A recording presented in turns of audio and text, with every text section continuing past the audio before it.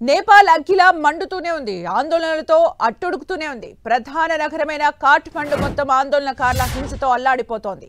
ప్రధాని పదవికి కేపీ ఓలీ రాజీనామా చేసినా కూడా ఆందోళనకారులు వెనక్కి తగ్గడం లేదు. దాడులు, హింసాత్మక కార్యక్రమాలతో రెచ్చిపోతున్నారు. వేలాది మంది ప్రభుత్వ కార్యాలయాలను టార్గెట్ చేసి దాడులు చేస్తున్నారు. ఇదే అదునుగా కొందరు ప్రభుత్వ కార్యాలయాలు, మంత్రుల ఇళ్లలోని ఫర్నిచర్, విలువైన వస్తువులు ఎత్తుకెళ్తున్నారు. బంగ్లాదేశ్ ప్రధాని, శ్రీలంక అధ్యక్షుడి ఇళ్లపై దాడి చేసి వస్తువులు ఎత్తుకెళ్లిన సీన్లను గుర్తు చేస్తున్నారు. నేపాల్ పార్లమెంట్లోకి వేలాది మంది దూసుకెళ్లారు. దీంతో పార్లమెంట్ గోడ ధ్వంసమైంది. ఇటు ఆర్మీ ఆందోళనకారుల్ని అడ్డుకునేందుకు తీవ్రంగా ప్రయత్నిస్తోంది. సైనిక పాలన దిశగా వెళ్తోంది నేపాల్. ప్రధాన ప్రాంతాలు ఆర్మీ ఆధీనంలోకి వెళ్లాయి. ఇప్పటికే ప్రధాని పదవికి కేపీ ఓలీ శర్మ రాజీనామా చేశారు. ఆందోళనలు అట్టుడుకుతుండటంతో ఆయన్ను రాజీనామా చేయాలని ఆర్మీ చీఫ్ సూచించారు. ఆయన సూచన మేరకు ప్రధాని పదవికి కేపీ ఓలీ రాజీనామా చేశారు. ఇప్పటికే దుబాయ్ ఆశ్రయం కోరారు. ఇటు ఓలీ శర్మ దుబాయ్ వెళ్లేందుకు నేపాల్ ఆర్మీ కూడా గ్రీన్ సిగ్నల్ ఇచ్చింది. నేపాల్లో మాత్రం ఆందోళనలు కొనసాగుతున్నాయి.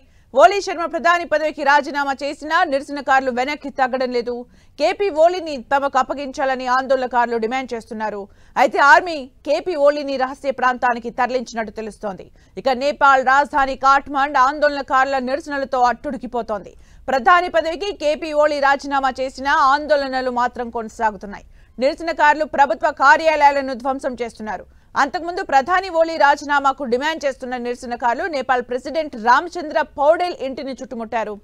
ప్రెసిడెంట్ ఇంట్లోకి దూసుకెళ్లిన నిరసనకారులు ఆయన ఇంటికి నిప్పు పెట్టారు.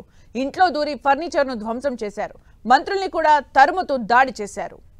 కాఠ్మండ్లో పరిస్థితులతో ఇండియా అలర్ట్ అయింది. ఇండో నేపాల్ సరిహద్దులో హైలైట్ ప్రకటించారు అధికారులు. సరిహద్దులో బీఎస్ఎఫ్ బలగాల మోహరింపు పెంచారు. ఇక నేపాల్లోని భారతీయుల సహాయార్థం టోల్ ఫ్రీ నెంబర్లు ఏర్పాటు చేశారు. భారతీయులెవరూ ప్రస్తుతం నేపాల్ వెళ్లొద్దని విదేశాంగ శాఖ హెచ్చరికలు జారీ చేసింది. మరోవైపు ఢిల్లీ నుంచి కాఠ్మండు బయలుదేరిన 2 ఇండిగో విమానాలను దారి మళ్లించారు.